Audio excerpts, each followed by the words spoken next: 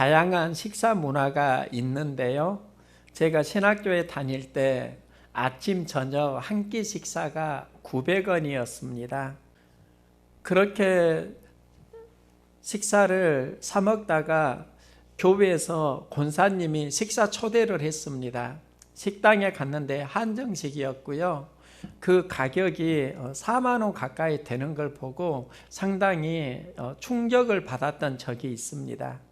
20여 년 전에 4만 원 가까이 한 끼 식사였다고 하면 저에게는 상당히 좀 놀라운 일이었습니다.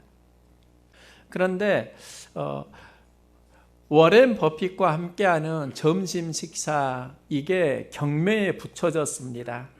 이게 오래전부터 진행이 되었는데요. 2019년도에 중국의 저스틴 선이 그 경매에서 당첨이 되었는데 워렌 버핏과 점심 식사하는 그 비용으로 54억 원을 지불했습니다. 즉 식사 한 끼가 54억 원입니다. 어떻게 한 끼 식사가 54억 원일 수 있을까? 저스틴 선이 지불한 건 음식값이 아니라 워렌 버핏과 함께하는 식사입니다. 그 시간에 워렌 버핏의 지혜를 듣고 또 사업의 여러 가지 수완도 배울 수 있는 시간입니다. 2008년도에 가이스 파이어가 워렌 버핏과 한 끼 식사를 했는데 2008년도에는 65만 달러를 지불했습니다. 한 7억 원 정도 되는데요. 그 식사 이후에 그는 펀드에 투자해서 엄청난 실적을 올립니다. 그가 투자한 것은 음식이 아니라 워렌 버핏과 함께하는 삶의 지혜였습니다. 어떤 음식을 먹더라도 그것은 결국 배설물로 나오는데 그 식사 시간에 나눈 대화는 삶을 바꾸기도 합니다. 식당에서 수고하는 가족들이 있습니다. 모두 수고하고 준비합니다. 그 수고를 가족들이 누리고 있고 우리는 식사에서 그 음식만 먹는 게 아니라 그분들의 수고를 헤아리면서 함께 식사를 하는 겁니다. 저도 한때 교회 식사 준비를 했던 적이 있습니다. 교회 초창기에 지하에서 예배 드릴 때 그때는 점심을 제가 준비를 했었습니다. 예수님도 식사 준비를 했다는 거 아십니까? 성경에 딱 한 군데 나오는데요. 예수님이 준비하신 메뉴는 포도주와 떡입니다. 다른 복음서에는 떡이 빵으로 번역되기도 하는데요. 일상에서 흔히 먹을 수 있는 음식입니다. 메뉴를 보면 다소 실망할 수 있는데 예수님께서 말씀하십니다. 이 유월절 먹기를 오나고 오나였노라. 이 식사를 예수님이 간절히 원하셨다 하는 겁니다. 그러면 포도주와 떡을 제자들에게 나누어 주려고 원하셨을까요? 저스틴 선이 워렌 버핏과 식사를 할 때 54억을 지불하는데 그 밥값으로 그걸 지불했을까요? 그게 아닙니다. 예수님이 제자들과 간절히 원하신 식사에는 많은 메시지가 있습니다. 예수님이 전하고자 하는 복음의 핵심이 있습니다. 예수님은 이 식사를 하시고 기념하라 이렇게 말씀합니다. 간절히 원하고 원하셨다? 기념하라. 그러면 여기에는 구원의 하나님의 메시지가 담겨 있다는 겁니다. 우리는 이 만찬을 최후의 만찬으로 기억을 하는데요.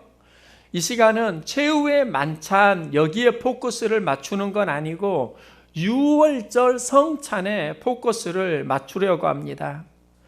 예수님이 유월절 먹기를 원하고 원하였노라. 예수님이 이 식사 시간에 제자들에게 포도주와 떡을 나누면서 유월절의 메시지를 전하고자 하시는 겁니다.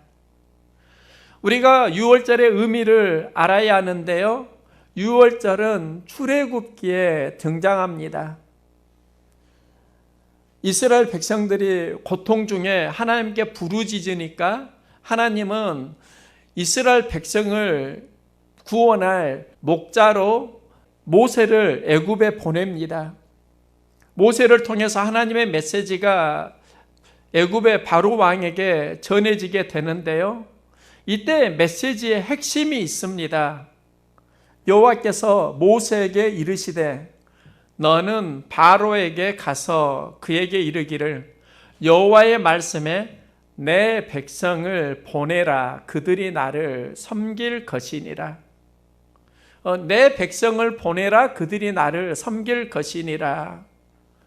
이스라엘 백성을 애굽에서 이끌어내고자 하신 본질은 그들은 내 백성이라는 겁니다. 바로 왕이 이스라엘 백성을 보내지 않는 이유의 본질도 그들은 내 백성이라는 겁니다. 내 소유, 내 노예, 내 노동력이다. 내 종이다. 이렇게 바로는 생각합니다. 하나님의 소유가 아니라 내 소유라고 생각하는 그 마음이 무엇인가? 이게 바로 바로를 완악하게 하셨다. 완악한 마음이 무엇인가? 하나님을 대적하는 그 마음이, 하나님이 싫어하는 마음이 성경에 보면 완악하다, 강팍하다 이렇게 나오는데 그 완악과 강팍의 본질은 하나님을 주인으로 인정하지 않고 내 소유라고 인정하는 데서 시작됩니다. 애굽의 바로왕은 이스라엘 백성을 하나님의 소유로 인정하지 않습니다. 그러면서 마음이 완악해집니다. 강팍해집니다. 모세가 전한 하나님의 말씀을 거절합니다. 출애굽의 핵심은 누구의 백성인가 하는 영적 싸움입니다. 애굽을 나와야 하나님의 백성으로의 삶이 시작됩니다. 애굽에는 바로의 통치가 있고 애굽을 나오면서 하나님의 통치가 시작됩니다. 이 전환점이 유월절 사건입니다. 하나님은 이스라엘 백성에게 명령합니다. 어린 양 피를 좌우 문설주와 임방에 바르라. 내가 애굽 땅에 있는 모든 처음 난 것을 다 치고 애굽의 모든 신을 내가 심판하리라. 하나님이 유월절을 통해서 이스라엘 백성을 이끌어내시는데 그때 애굽의 모든 신을 심판하리라. 애굽에서 나올 때 10가지의 재앙을 내립니다. 피, 개구리, 이, 파리, 악독, 독종, 우박, 흑암, 그리고 장자의 죽음, 그 10가지 재앙을 내리는데요. 그 재앙을 내릴 때 하나님께서는 모든 신을 심판하리라. 이게 영적인 전쟁이었다는 겁니다. 그 영적인 전쟁의 승리가 어디에서 절정을 이루는가? 그때 어린 양의 피를 보면 재앙을 넘어가리니 멸하지 아니하리라. 어린 양의 피에서 이스라엘 백성을 이끌어내는 겁니다. 유월절은 재앙을 넘어가는 사건이고 그 중심에 어린 양의 피가 있습니다. 하나님은 애굽에 심판을 내리는데요. 어린 양의 피를 문설주와 임방에 바르면 재앙이 넘어간다. 중요한 게 이런 겁니다. 문설주와 임방에 어린 양의 피를 바르고 그 집 안에 있으면 재앙이 넘어갑니다. 내가 죄가 있냐 없냐 이게 포커스가 아니라 어린 양의 피가 문설주와 임방에 있느냐 없느냐 이게 핵심입니다. 이 문설주와 임방에 어린 양의 피가 있고 그 집 안에 거하면 구원을 받는데 내가 누구인가 보다 어린 양의 피 안에 내가 거하고 있는가 이게 핵심입니다. 내 죄가 많은데 사함을 받을 수 있을까요? 염려하지 마시기 바랍니다. 사회에서 짓는 죄는 사회의 법정에서 대가를 지불해야 하지만 하나님 앞에 해결해야 하는 우리의 영혼의 죄는 예수 그리스도의 십자가 피로 사함을 받습니다. 어린 양의 피로 우리는 사함을 받습니다. 예수님은 이 유월절 말씀을 하시면서 자신이 어린 양의 피라고 말씀하십니다. 이사야는 예언합니다. 우리는 다 양 같아서 그릇 행하여 각기 제 길로 갔거늘 여호와께서는 우리 무리의 죄악을 그에게 담당시키셨도다. 우리의 죄를 담당시키셨습니다. 그가 곤욕을 당하여 괴로울 때에도 그 입을 열지 아니하였으며 마치 도수장으로 끌려가는 어린 양과 털 깎는 자의 앞에 잠잠한 양같이 그 입을 열지 아니하였도다 말씀하고 있습니다. 베드로전서에서 이렇게 말합니다.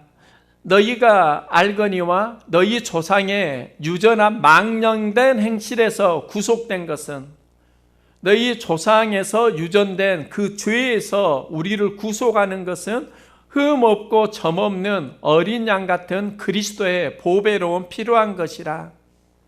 이제 우리의 죄가 유월절에 어린 양을 문설주와 임방에 발랐던 것처럼 이제 예수 그리스도의 피로 우리 안에 죄의 재앙이 넘어간다는 겁니다.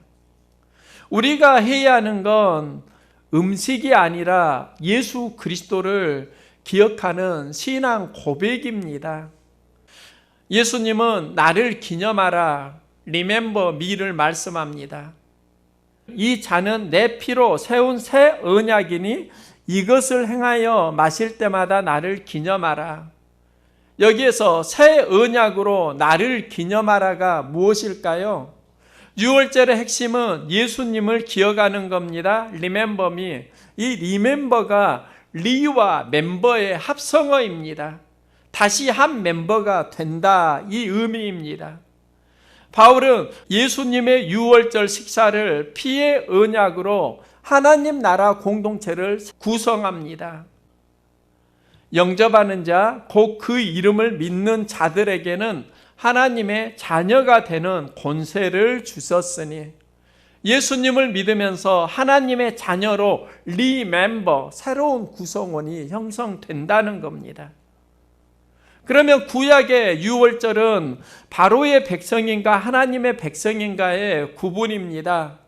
이제 신약에서 우리의 삶은 예수님을 믿느냐 믿지 않느냐에서 하나님의 자녀인가 세상 권세자의 자녀인가로 구분됩니다. 초대교회는 예수 그리스도를 주로 고백하면서 하나님의 신앙 공동체를 이루어갑니다. 예수님이 그 말씀을 하시는 겁니다.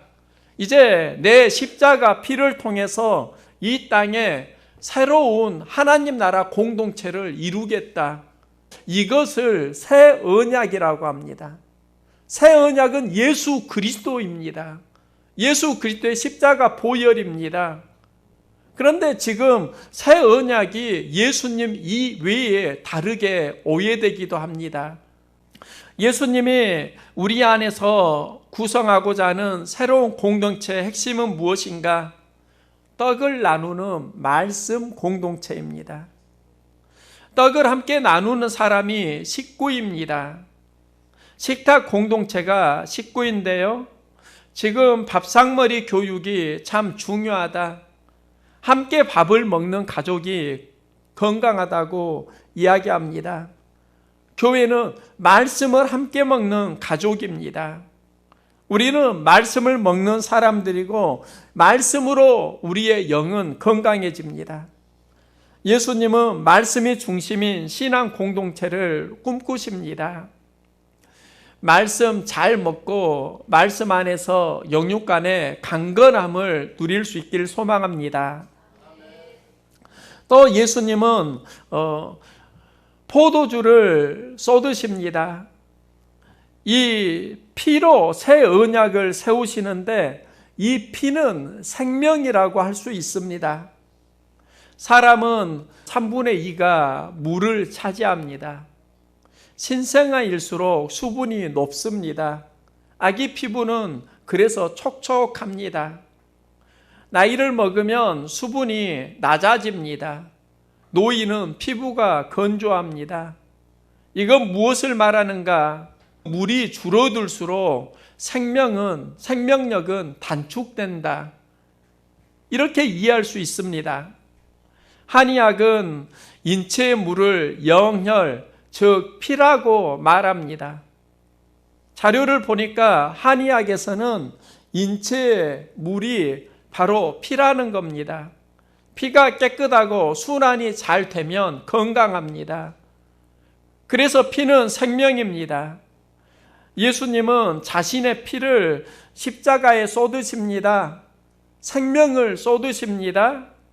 그 피는 예수님 자신을 위해서가 아닙니다. 내 피로 세우는 새 언약이니 너희를 위하여 붓는 것이라. 찰스 콜스는 말합니다. 성찬 앞에서 내가 보이고 십자가가 보여야 한다. 예수 그리스도의 포도주 나눔을 통해서 우리는 십자가를 보아야 한다는 겁니다. 유월절 식탁 앞에 죄인은 내가 있고요. 그 죄를 사하시는 예수 그리스도의 보혈이 있습니다. 여기에서 구원을 이루신다. 이게 새 언약입니다. 바울은 십자가의 새 언약을 이렇게 말씀합니다. 십자가의 도가 멸망하는 자들에게는 미련한 것이요 구원을 받은 우리에게는 하나님의 능력이라. 십자가에서 예수님이 다 이루셨고 그 피를 통해서 우리를 하나님의 백성으로 구원해 주신다는 겁니다. 십자가에는 예수님의 보혈이 있습니다. 구원에 이르는 하나님의 능력이 있습니다. 예수님은 십자가 죽음 앞에서 유월절 식사를 하길 원하십니다. 이 유월절 식사에서 나를 기념하라, remember me 말씀합니다. 구약의 유월절은 어린 양을 잡아서 나누었습니다. 이제 새 언약으로 예수님 자신을 기억하라고 하십니다. 예수님을 기억하는 것이 새 언약의 유월절입니다. 최후의 만찬입니다. 예수님을 영접하면 십자가 사건이 내 죄 사함이라는 것을 고백하면 영접하는 자, 곧 그 이름을 믿는 자들에게 하나님의 자녀가 되는 권세를 주신다고 말씀합니다. 우리가 새 언약 되시는 예수 그리스도를 고백하면서 하나님의 자녀로 살아가는 겁니다. 예수님이 유월절 식사를 하시면서 그래서 십자가 사역을 준비하십니다. 예수님이 잡히시기 전날에 십자가 사역을 준비하시는데 십자가 사역에서 마지막으로 하신 말씀이 다 이루었다입니다. 이 본문을 좀 더 자세히 보면은요, 예수께서 모든 일이 이미 이루어진 줄 아시고 성경을 응하게 하려 하사, 성경을 응하게 하시려고 내가 목마르다 이렇게 말씀합니다. 그러면 내가 목마르다 이 의미는 육체적인 목마름 이런 의미만 있는 게 아니라 성경의 메시지를 응하게 하기 위한 예수 그리스도의 고백이었다. 그러면 성경에 응하게 하려 하신 예수 그리스도, 내가 목마르다고 하신 그 말씀이 어떻게 연결되는가? 내가 목마르다 하시니 거기 신 포도주가 가득히 담긴 그릇이 있는지라. 사람들이 신 포도주를 적신 해면을 우슬초에 매어 예수의 입에 대니 예수께서 신 포도주를 받으신 후에 이르시되 다 이루었다 하시고 머리를 숙이니 영원히 떠나가시니라. 내가 목마르다 하셨던 건 성경을 응하게 하기 위한 예수님의 메시지였고 그 뒤에 등장하는 게 신포도주입니다. 신포도주를 들이킨 후에 다 이루었다. 그러면 네가 목마르다 뒤에 신포도주가 나오고 신포도주를 통해서 하나님의 사역이 다 이루어졌다인데, 그럼 신포도주가 무엇을 의미하는가? 에레미야의 신포도주 이야기가 등장합니다. 에레미야 31장 29절 30절을 보면은요, 그때 그들이 말하기를 다시는 아버지가 신포도주를 먹었으므로 아들들의 이가 시다 하지 아니하겠고, 신포도주를 먹는 자마다 그의 이가 신 것 같이 누구나 자기의 죄악으로 말미암아 죽으리라. 아버지가 신포도주를 먹었으므로 아들들의 이가 서야 되는데 이제 그 말을 하지 않는 겁니다. 그러면서 그 뒤에 여호와의 말씀이니라, 보라 날이 이르리니 내가 이스라엘 집과 유다 집에 새 언약을 맺으리라. 포도주를 통해서 새 언약을 맺으리라. 내가 이스라엘 집과 맺는 언약은 나는 그들의 하나님이 되고 그들은 내 백성이 될 것임이라 말씀합니다. 하나님께서 새 언약을 맺으시는데 어떻게 새 언약을 맺으시는가? 예수 그리스도를 통해서 새 언약을 맺습니다.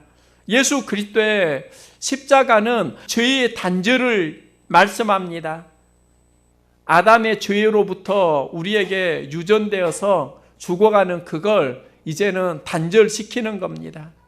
인간의 모든 죄를 십자가 보혈로 사하십니다. 그리고 예수님은 다 이루었다. 신포도주를 받으시고 다 이루었다. 신포도주에는 유월절 식탁의 영성이 있습니다.